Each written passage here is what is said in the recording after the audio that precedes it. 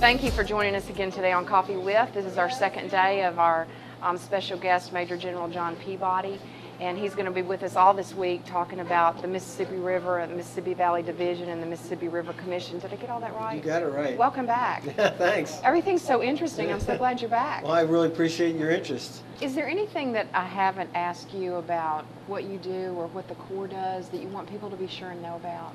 You know, let me talk a little bit more about the value that the Corps delivers, Okay. which is, you could put some numbers on it, but it's almost impossible to quantify. As an example, the Mississippi River and Tributaries Project, which is the lower river, basically from the confluence where the Ohio River comes in at Cairo, Illinois, all the way down to the head of passes.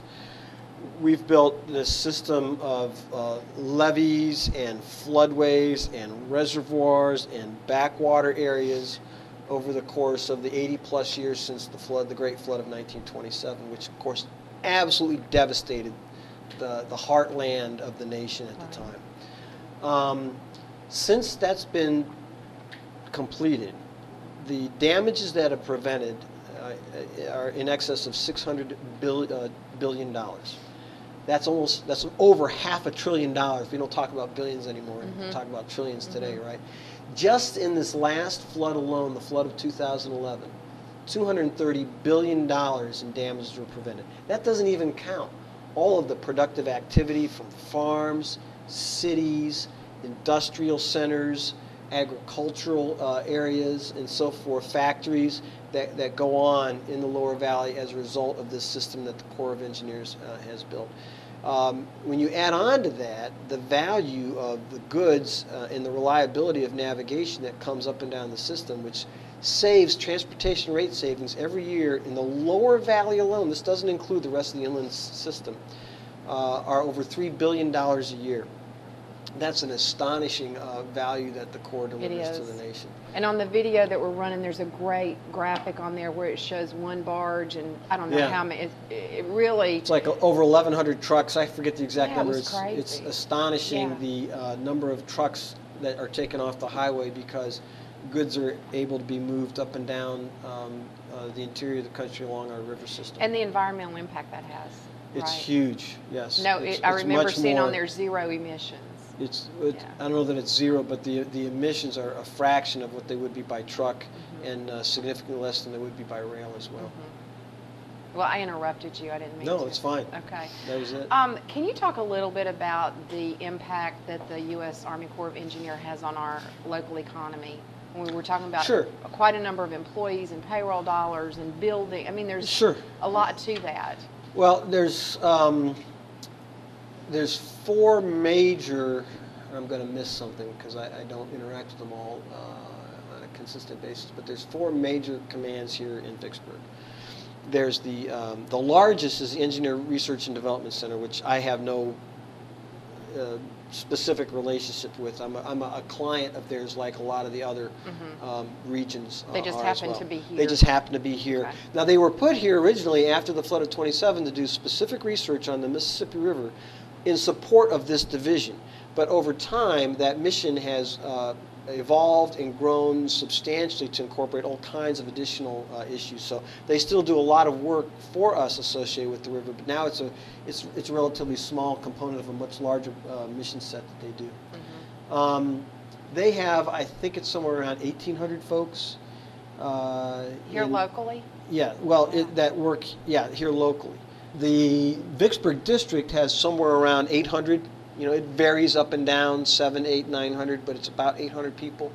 And when you say the Vicksburg district, you mean the Mississippi Valley? That does not include my headquarters. Okay. The headquarters that I have responsibility for downtown is about, I think, 140 people with contractors. So relatively small headquarters, and up and down the valley it's like 5,000 total, something like that. And then, again, the number varies, but it's around 5,000. So when you add in the 412th Engineering Command, which is one of only 2 theater engineer commands, it's a 2-star general command also. The other one's in, I think, Peoria, Illinois, that's here, commanded by a friend of mine, Bill Buckler.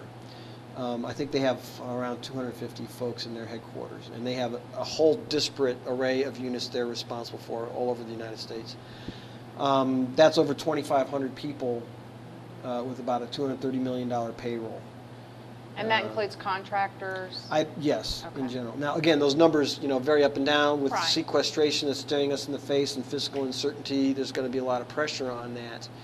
And over the near term, I expect that to come down somewhat. But it's a substantial number of people. Well, it is when you figure how that affects our real estate market. Oh, and, sure. I mean, everything. It affects my business as well. Yes, shopping and Absolutely. real estate and restaurants. Restaurants. And Yep. everything. Absolutely. It's huge to this economy. I mean, dependent upon it, really. Goes both ways, though. The Corps cannot function without being embraced by the communities that we happen to be located with. So it's a great relationship. Yes, it is. I know that during the drought of 2012, y'all were pretty busy, and it was odd because just a year earlier, it was one of the biggest floods that we've experienced. I don't really know if it was bigger than 1927. You can talk about that. Sure. But, I mean, first of all, that's just a weird thing. One year we're completely flooded, and the next year y'all are out there dredging the Mississippi River. Talk a little bit about that and the impact and what y'all had to do. And Yeah, it was almost bizarre, actually, the contrast one year to the next. In fact, the flood of 2011 on the lower Mississippi was the flood of record. So that was the greatest volume of water that we have recorded being passed down the river. Even greater than Ever. 1927. By Really? quite a large margin. Really? The flood of 1927 had somewhere around 1.6 million cubic feet per second. And it varies by location, so it's kind of a generality. I think we got around 2.1, almost 2.2 million cubic feet per second in this flood. Even then, it was only, in general, about 85% of what we call the project design flood, which is the theoretical largest flood that current meteorological science could predict is the wrong word, but could reasonably imagine. So wait, go back to that. When you say 85% of our capacity this flood, in general, only covered 85% of the system's capability. In other words, we could take another 15% and... Before we were in big trouble. Well, we were in big trouble. Well, but before it got out to my house in Bovina.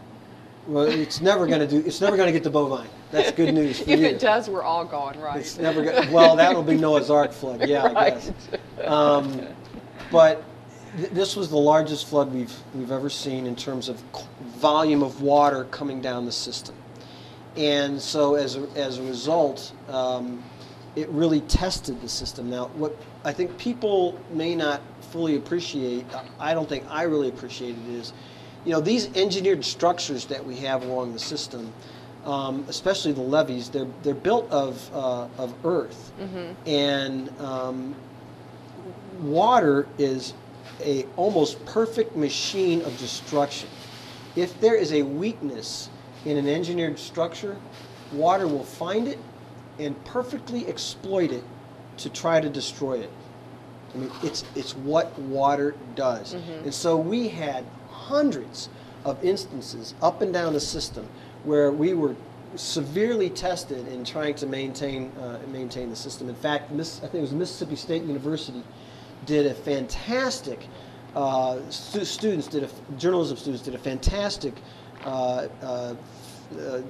photojournalistic essay series that recently and published it as a magazine. Mm-hmm. They interviewed me, they interviewed a lot of other folks, and they really did a great job of kind of capturing, what happened in the system through a series of articles. So now we have almost $2 billion in repairs that we have to do, of which we got about $1 billion from Congress through a supplemental. The rest we're going to have to repair over time as we go forward as part of the year-over-year budgeting process that the administration does with Congress. And repairs all along the river, or are they mostly focused? They're all along the river. Okay. It's all. I mean, there's a couple of key points. Buck Chute, which is here in the Vicksburg district, just north of here. Meriwether Bend, President's Island, the Birds Point, New Madrid floodway.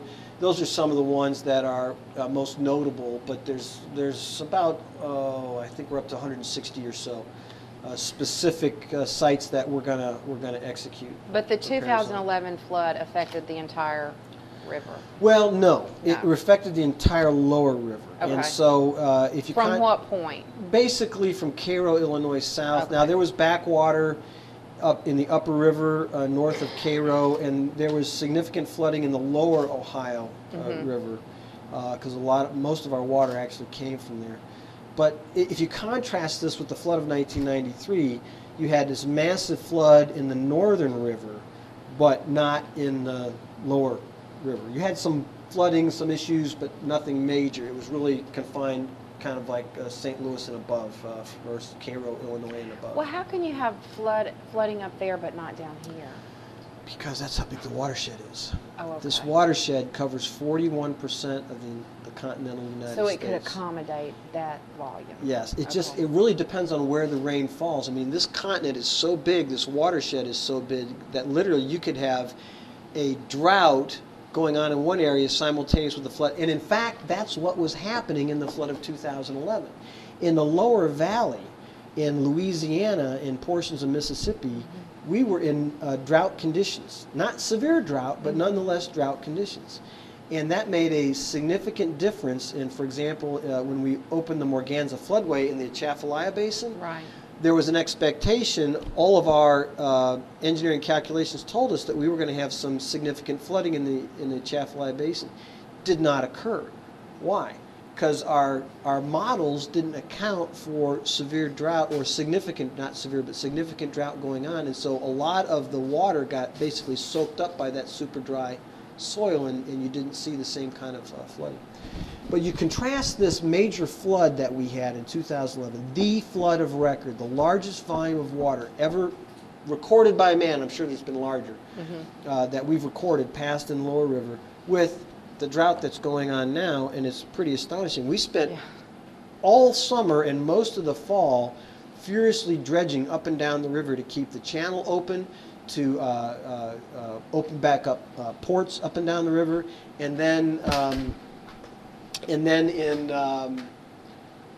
about November, when the Missouri River had its seasonal cutbacks of its flows, that threatened navigation on what we call the Middle Mississippi, which is between St. Louis, where the Missouri River comes into the system, and Cairo, Illinois, where the Ohio comes in down below it. And as a result of that, there was a lot of political pressure for the Corps to do more than we were doing.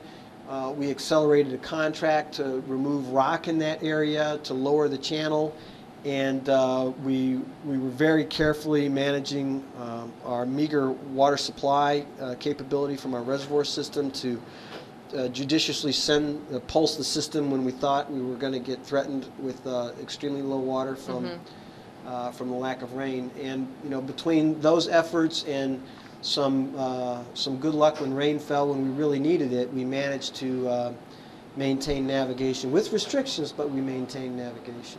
Thank you for being here, and we look forward to having you back tomorrow. Thank you. I appreciate it.